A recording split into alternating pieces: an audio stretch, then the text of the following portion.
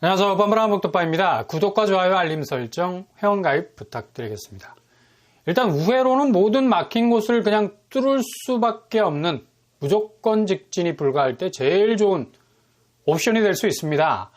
물론 물은 막히면 돌아서 흐른다고 마찬가지로 부동산 시장 수요도 워낙에 높은 가격 장벽대가 버티고 있으면 당연히 돌아서 흐를 수밖에 없죠. 때론 직진은 낭떠러지로 가는 치킨 게임이 될 수가 있는데 누가 끝까지 브레이크 밟지 않고 견디나. 이거 간땡이 부은 담력 싸움 잘못하다가 골로 가는 경우가 많은데 이렇게 무조건 직진은 하이패스 구간이면 무사 통과할 수 있겠지만 오프로드에서는 이렇게 달렸다가는 엉덩이가 좌석에 붙어있질 못하지. 그냥 들썩거리는 차 안에서 인천 월미도 디스코 팡팡이 되는 참사가 일어나게 되는데 지금 집값이 천에는 하비스트, 추수의 낫이 무시무시할 정도 건설사들이 집값 추이가 한 번에 무너질 것을 감안 어떻게 해서든 밀어내기 분양에서 고점의 깃발을 꽂아야 이후 자금 손실에 대한 결손을 메꿀 수 있는 땜빵이 가능하다는 생각에 그냥 앞뒤 좌우로 가리지 않고 달리고 있는데 이걸 그대로 받아주다가는 진입장벽 자체가 높은 것도 높은 거지만 이게 일거에 무너지게 되면 그 안에 깔릴 수 있는 공포가 도사리고 있거든. 집값은 한창 올라줄 때야 그랬지. 자산 가치가 확실하게 유리한 쪽으로 이동할 수 있는 다리가 될 수 있겠지만 이게 떡락이 찾아오면 그냥 그 집과 함께 깔릴 수밖에 없는 대지진의 집값 붕괴 공포에 갇힐 수밖에 없는 겁니다. 그래서 사람들이 몇 년 전 분양가에 집중할 수밖에 없는 다른 우회로를 찾는 건데 2015년까지 가면 얼마나 좋겠습니까? 당연히 무순위 시장, 화로, 불판구이가 되고 있는 거죠. 상대적으로 저렴한 쪽으로 갈 수밖에 없는 건 당연한 일입니다. 물가 인플레뿐만 아니라 건설 인플레는 아마도 모든 품목 중에 단연코 넘버원이라는 엄지손가락을 척 내밀 수밖에 없는데 확 그 손가락 꺾어버리고 싶을 정도로 얄밉게 느껴지는 부분이 많죠. 자고 일어나면 1억씩 오르는 추이, 주거비용에서 건설 주거 인플레는 아마 한국에선 가장 용맹정진하고 있는 집값 추이가 될 것으로 보이고요. 그래서 아파트 청약시장은 무순위가 대세가 된 지 오랜데 당분간 이런 열풍은 잦아들기 힘들 겁니다. 지난번에 진행된 무순위 청약에서 감일동 프루지오 마크베르가 송파와의 입지가 좋다는 이유로 두 가구 모집에 57만 명이 몰리는 기염을 토해냈는데 무슨 두 가구 모집에 온 세상 불화살을 다 쏟아부은 건데 그냥 활활 타다 못해서 집중 포화를 가하는 듯한 관심이 몰려가지고 엄청난 열기를 느끼기에 충분했죠. 그러니 이런 움직임 하나만 보더라도 지금 내 집 장만하려는 분들의 마음은 제발 분양가 좀 싸게 해서 공급하라. 무언의 절규가 녹아 있다는 겁니다.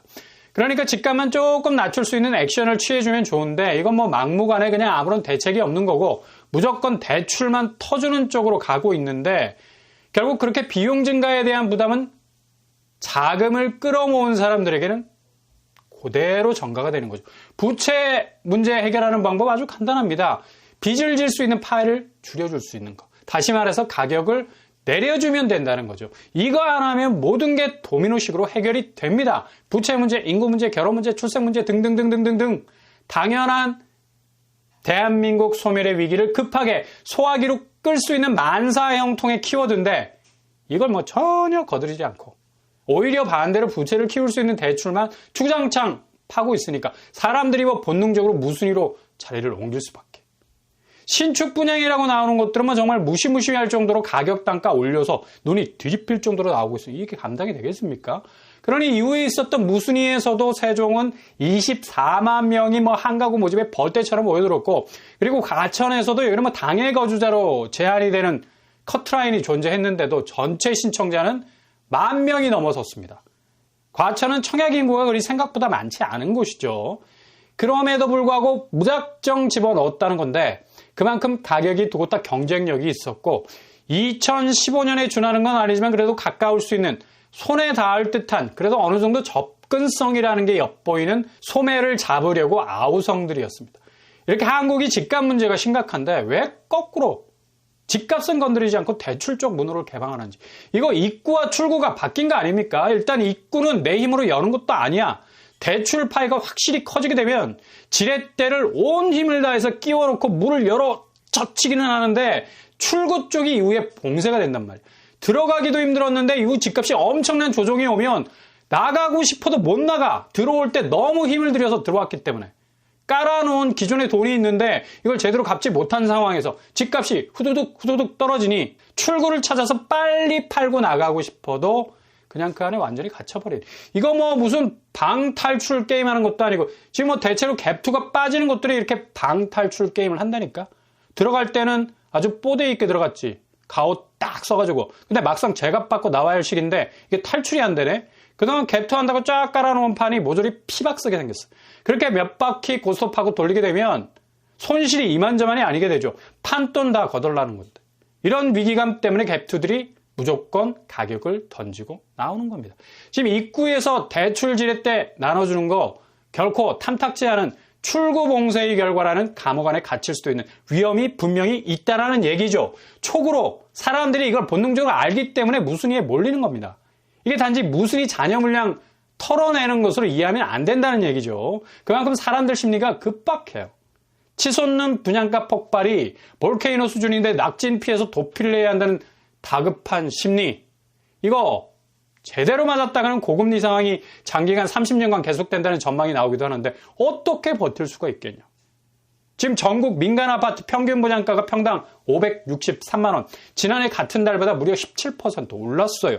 아니 물가지표 발표할 때 부동산 쪽 품목 확대해서 보여주면 좋은데 이게 그냥 여러 품목 가운데 푹 묻혀서 가기 때문에 잘 드러나지 않아요. 아마 거의 탑을 찍었을걸.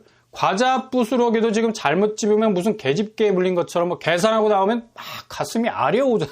아니 무슨 과자 봉지 하나가 잘못 집으면 5,000원에서 10,000원까지 육박하라니까 집값을 오죽하겠냐고.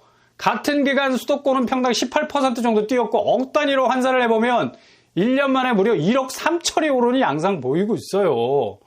아니 몇천 원 물가가 올라도 손이 떨리는 판에 집값이 1억 이상 오른다는 이건 그냥 안드로메다 투어 가는 정신상태가 아득해지는 수위를 제대로 보여주는 대목인데 지금 집값 특히 분양가 제대로 잡지 못하면 그냥 완전히 분양시장은 아사리판이 될 겁니다.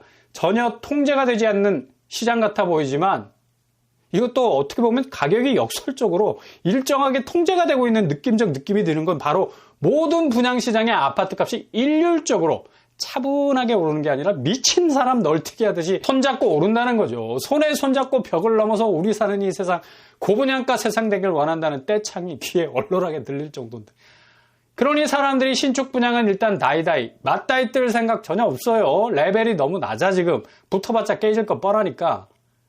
구축시장 매매시장의 지금 하락세가 급격하게 떨어지기를 바라는데 이거 해법일 수밖에 없는 거죠.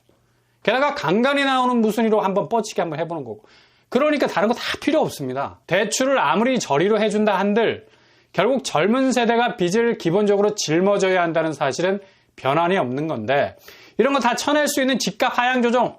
매매시장은 이미 시장의 원리대로 뭐 가격 단가 하락세로 확실하게 장기간 동안 저공비행하다가 결국 착륙하게 될 거고 분양시장이 문제인데 분상제 시스템을 다시 가동하면 전혀 무리가 없는 건데 이걸 강남권에만 박아놓고 비강남권은 천정부지로 올라가는 분양가 분상제가 실종이 되어버리니까 당연한 결과죠.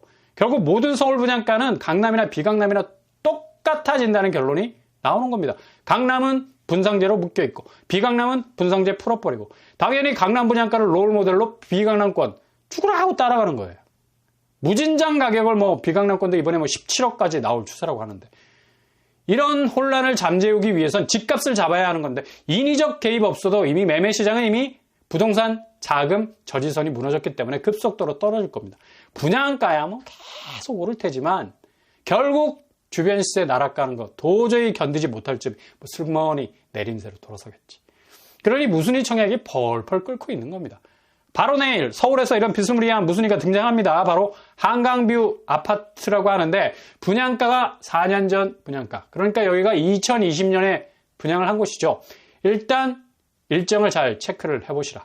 바로 힐스테이트 리슈빌 강일입니다.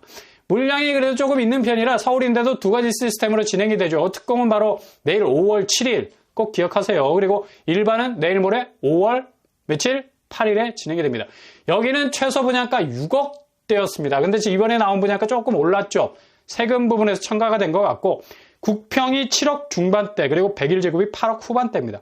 지금 서울에서 특히 강동구에서 나오는 분양가는 최근에 무슨 일로 떴던 더샵 둔촌4에 9평이 13억, 확장비, 옵션비 포함하면 거의 14억 정도. 이에 비해서 7억대로 나온다는 건 거의 뭐 절반 정도밖에 안 되는 가격 경쟁력은 일단 갖췄다. 그리고 계약금 10%, 잔금 90%. 일단 자금 동원이 60일 내로 돼야 한다는 건데 틈새는 있어요. 전세 줄 수 있습니다. 실거주 의무가 적용이 안 되는 것이죠. 최근 전세가가 뭐 올라온 거 보면 거의 5억대 거래가 된 것으로 보이는데 일단 잔금 치를 때 5억 정도 확보를 할 수 있다는 겁니다.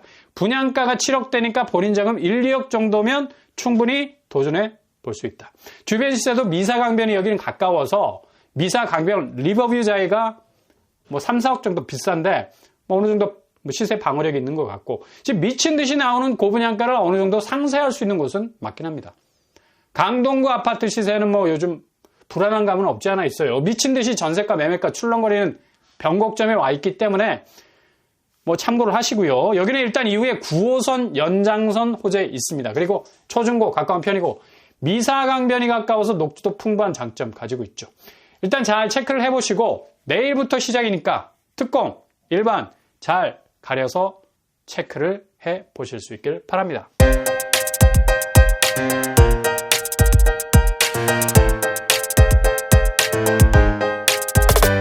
오늘 부동산 캐릭터죠. 일단 미친 듯이 오르는 분양가, 이거 정말 사람 돌게 만드는 부동산 시장의 아비규환. 구축 매매 시장의 집값 추세가 하락세로 가는 거 어찌 보면 다행이죠. 분양 시장은 일단 잘 지켜보시되 매매 시장의 급락 사태가 진행 중이니까 여기서도 기회가 분명히 있을 겁니다.